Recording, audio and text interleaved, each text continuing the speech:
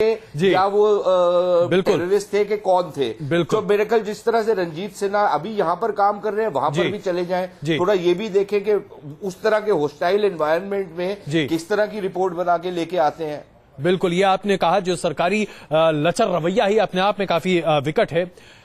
General Malik, एक बहुत अहम सवाल जो कि देश का लगभग हर सोचने वाला नागरिक आज रखता है, हम जब भी पाकिस्तान के साथ किसी भी तरह के एंगेजमेंट की बात करते हैं तो बीती बातों को ऐसे भूलने की बात करते हैं जिससे जैसे कि वो कभी हुई ही नहीं। कश्मीर के मुद्दे पर बातचीत करने के लिए सितंबर के आखिरी महीने में पूरी तैयारियां हो रही हैं और ऐसा लगता है कि भारत सरकार पलके बिछाए इंतजार कर रही है कि बस नवाज शरीफ आए और बातचीत शुरू की जाए। 26/11 के आतंकी हमले के बारे में सब कुछ भूलते हुए लोग दिखाई दे रहे हैं।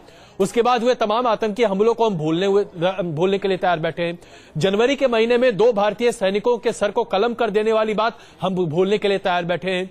इन 5 सैनिकों के मारे जाने की बात को हम भूलने के लिए तैयार बैठे हैं। क्या आपको लगता है कि पिछले 15 सालों में हमारे देश में विदेश नीति के नाम पे दरअसल हम खिलवाड़ कर रहे हैं?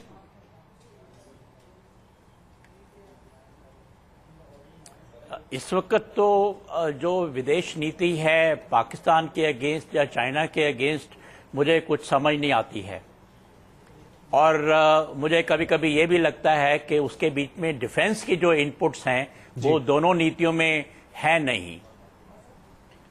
और मैं सुशांत सरीन से बिल्कुल सहमत हूं जो उन्होंने पहले बोला कि जिस तरीके से हम अपनी ही पार्लियामेंट के अंदर अपनी ही 2 मेजर पार्टियां वाद विवाद कर रही हैं, एक दूसरे के अगेंस्ट उछाल रही हैं चीजें, तो उससे ना देश का कोई नीति बन सकती है, ठीक सही नीति बन सकती है फॉरेन पॉलिसी की या डिफेंस पॉलिसी की, और ना ही इन चीजों से सेना का मनोबल बढ़ता है बल्कि कम होता है।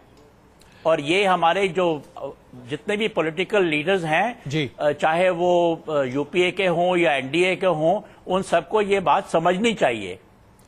और ये बड़े अफसोस की बात है कि जिस तरीके से हम एक दूसरे के ऊपर रोजाना ही उछाल रहे हैं और पुरानी बातें एक दूसरे को याद कराने की, आगे की तो हम सोच ही नहीं रहे हैं, इसका मतलब है। बिल्कुल यही मसला है जनरल मलिक। अब जरा ये बताइए कि अगर यही स्थिति है तो ऐसे में अगर कल को भारतीय सेना को कुछ करना हो, खास करके जो हॉट परस्यूट की बात कही गई थी, जब आप उस समय सेनाध्यक्ष थे उस समय भी इस पर काफी चर्चा थी। हॉट परस्यूट के बारे में अगर आज कोई कहे कि भारतीय सैनिकों को अनुमति दी जाए कि वो नियंत्रण रेखा के पार जाकर कुछ करें, तो क्या इतना मनोबल हमारा रहेगा कि हम ऐसी कोई कार्रवाई कर सकें? क्योंकि जिस तरह की स्थिति आज हमने अपनी सेना के लिए बना दी है, ऐसा लगता नहीं है कि हमारे सेना के बीच में इस तरह की बात भी सामने आ सके। नहीं, मैं समझता हूं कि सेना में जो उनका मोराल है, जो उनकी डिटर्मिनेशन है, वो अभी भी कायम है जी। और आपको याद होगा कि कारगिल के समय में भी पहले हम लोगों के काफी नुकसान उठाया, लेकिन उसके बाद में वही सेना ने उनका मुंह तोड़ जवाब दिया। तो हमारी सेना में उनका मनोबल काफी मजबूत है, उनमें ताकत है, और अगर ऐसी कोई स्थिति आई और उसमें सरकार ने उनको ऐसा कोई हुक्म दिया तो मैं समझता हूं कि वो उसको कामयाब करने में पूरे सक्षम है। बिल्कुल। अब आप दोनों हमारे साथ बने रहे, एक और रिपोर्ट अपने दर्शकों को हम दिखाना चाहेंगे।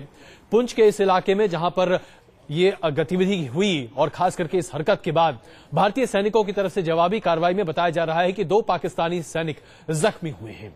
जाहिर सी बात है वहां पर बिना किसी प्रोवोकेशन के पाकिस्तान की तरफ से जबरदस्त गोलीबारी और फायरिंग चली है और पिछले कई दिनों में बहुत ज्यादा ये होता रहा है।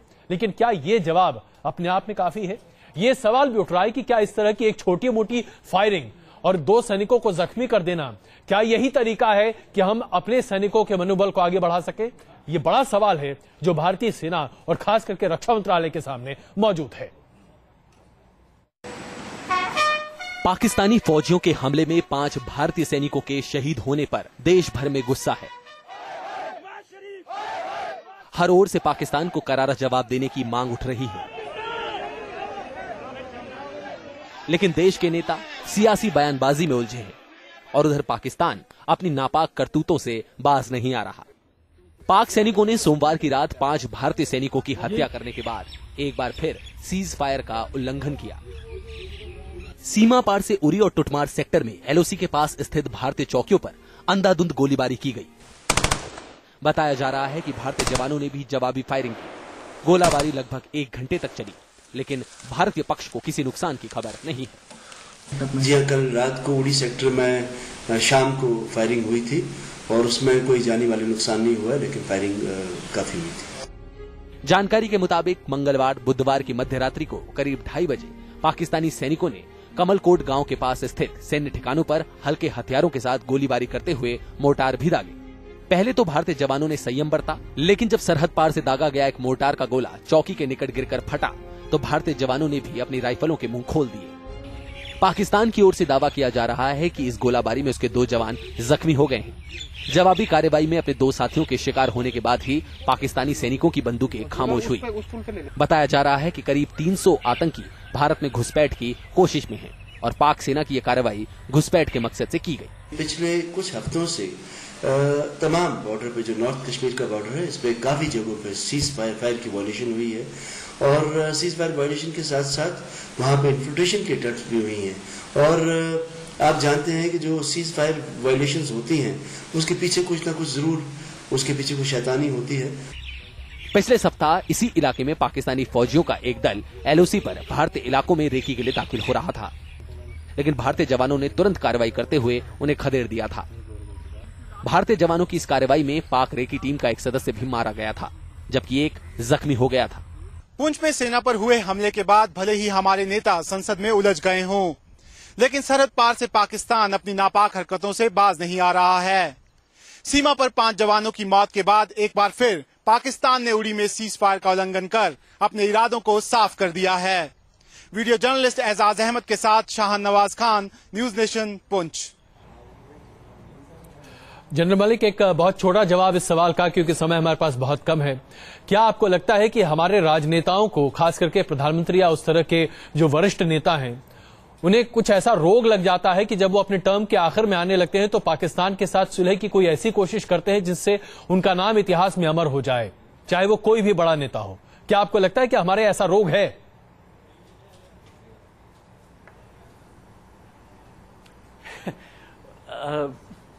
आपकी बात मेरे ख्याल में फैक्चुअल सही है, मैं उसको ना नहीं कर सकता, क्योंकि यही बात हमारे वाजपेयी प्रधानमंत्री जब थे तो उन्होंने एक कोशिश की, और जो अभी हमारे प्रधानमंत्री है वो भी यही कोशिश कर रहे हैं। और मैं समझता हूँ कि वो दोनों जो हमारे प्रधानमंत्री रहे हैं वो पाकिस्तान को पूरी तरह से समझ नहीं पाए हैं, और तभी ऐसी कोशिश करते हैं जो नाकाम रहती है। और जो अभी भी जो कोशिश चल रही है, मुझे कोई उम्मीद नहीं कि वो प्रधानमंत्री मनमोहन सिंह के समय तक ये कामयाब हो सकती है। जनरल साहब, बहुत बेबाकी से आपने इस सवाल का जवाब दिया, इसके लिए मैं वाकई में तहे दिल से आपका शुक्रिया अदा करता हूं। सुशांत जी, एक आखिरी सवाल आपसे, कुछ भविष्य दिखता है आपको, या हम यूं ही बस टेलीविजन स्टूडियो में बात करते रह जाएंगे और शायद सरहद पर हमारे फौजी इसी तरीके से अपनी जान गंवाते रह जाएंगे?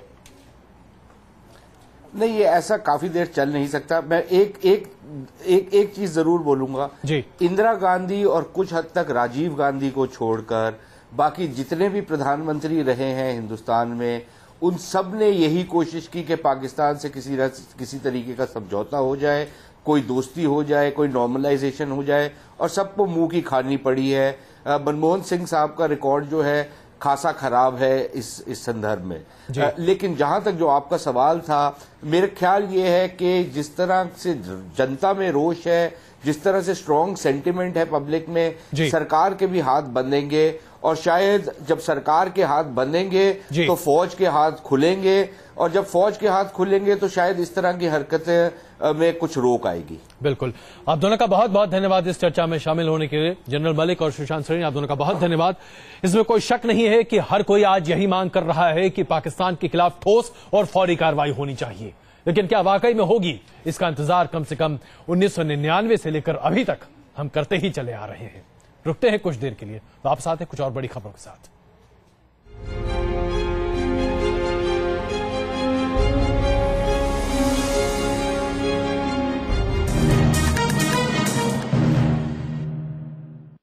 पापा ने किया था जल्दी आने का वादा, पापा ने किया था गुड़िया लाने का वादा, लेकिन पापा अब कभी नहीं आएंगे। एक शहीद के बच्चे की पुकार, पापा जल्दी आ जाना, रात 9:30 बजे। न्यूज चैनल में हम सिर्फ न्यूज देखना चाहते हैं, जो कि पर्टिकुलर इंफॉर्मेशन होती है प्रेजेंट डे वर्ल्ड के बारे में, तो वही होना चाहिए। पापा जल्दी आ जाना, रात 9:30 बजे। न्यूज चैनल में हम सिर्फ न्यूज देखना चाहते हैं, जो कि पर्टिकुलर इंफॉर्मेशन होती है प्रेजेंट डे वर्ल्ड के बारे में, तो वही होना चाहिए। दिल्ली की न्यूज़ को ज़्यादातर ही दिखाते हैं। दिल्ली की न्यूज़ से अलग और भी न्यूज़ है, उन्हें भी दिखाना चाहिए। और किसी भी न्यूज़, किसी भी मुद्दे को ऐसे बढ़ा चढ़ा के उसमें ज़्यादा मिर्च मसाला नहीं होना चाहिए। सबके बारे में थोड़ी थोड़ी इन्फॉर्मेशन देनी चाहिए, लेकिन जो सीरियल्स, पिक्चर्स के बारे में कुछ ज्यादा हो गया न्यूज़ चैनल्स में। बच्चों की एजुकेशन के लिए थोड़ा उनको और करना चाहिए। अब सुनी जाएगी यूथ की आवाज, न्यूज नेशन। आपकी जरूरत की हर खबर अब नए समय पर, क्योंकि खबर जरूरी है। अब दोपहर 2 बजे।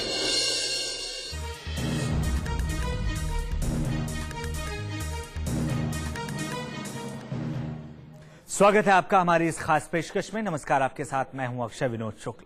भारत की पीठ में हमेशा ही खंजर घोंपने वाले पाकिस्तान ने भारत को एक बार फिर से जख्म दिया है।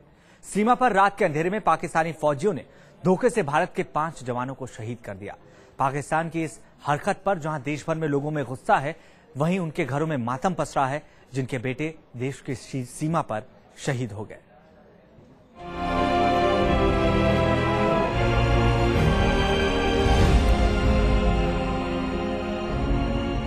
हमारे 8 साल के 8 जवान शहीद हुए हैं, उनका पूरा 800 कम से कम होना चाहिए। इसका जवाब मुंहतोड़ जवाब दें पूरे पाकिस्तान को।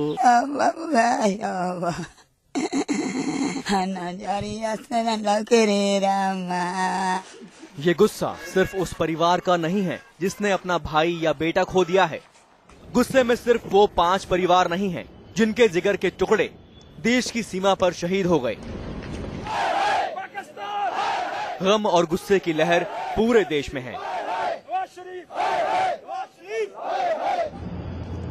सीमा पर भारतीय फौजियों के सिर काटने वाले पाकिस्तान ने इस बार भी भारत के 5 सपूतों को धोखे से शहीद किया है। पाकिस्तानी फौजियों की इस नापाक हरकत पर देश में लोगों का गुस्सा उबाल पर है। गुस्सा सरकार के उस बयान को लेकर भी जिसमें पाक के नापाक फौजियों को क्लीन चिट दे दी गई है। सरकार अपनी डरपोक ऐसा लगता है मुझे। मनमोहन सिंह, सोनिया गांधी स्ट्रिक्ट एक्शन नहीं ले रहे जैसे लेना चाहिए। हमारी सरकार क्या कर रही है कुछ नहीं, खाली संसद में ये लोग खड़े रह के हल्ला बोल कर रहे हैं। ये सुन के, ये पढ़ के हमें बहुत गुस्सा आया। हमारी सरकार कुछ नहीं कर सकती। जवान करने को तैयार है, लेकिन सरकार कमजोर है। शहीदों के घर में चीखों पुकार मची हुई है, तो सड़क से लेकर संसद तक देश भी पाकिस्तान को जवाब देने की मांग कर रहा है। समय आ गया है कि पाकिस्तान को मुंहतोड़ जवाब देना चाहिए। हम अपने सैनिकों के मनोबल को गिराना नहीं चाहते और इसको पूरा फर्म होकर सरकार, भारत सरकार और जो डिफेंस मिनिस्ट्री है, इसको पूरा गंभीरता से हम सारा राष्ट्र भर के लोग, हम लोग एक हैं इस मामले में। हम उन महान सपूतों के साथ हैं।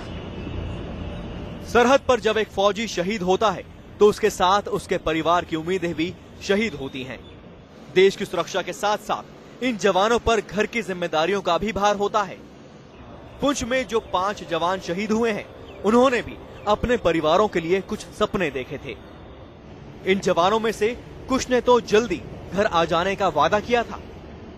किसी का इंतजार उसके मासूम बच्चे कर रहे थे, किसी का इंतजार उसकी बीवी को था, तो बहनों को रक्षाबंधन पर अपने भाई का इंतजार था। लेकिन अब ये इंतजार कभी ना खत्म होने वाली घड़ी बन गई है। गुस्से में वो फौज भी है जिसने अपने 5 साथियों को खोया है। सीमा पर शहीद हुए साथियों के शव जब सामने आए तो अपने जज्बात पर काबू रखकर जवानों ने उन्हें सलामी दी, लेकिन दिल में यह कसक भी थी कि काश इस शहादत का बदला लेने का मौका मिलता।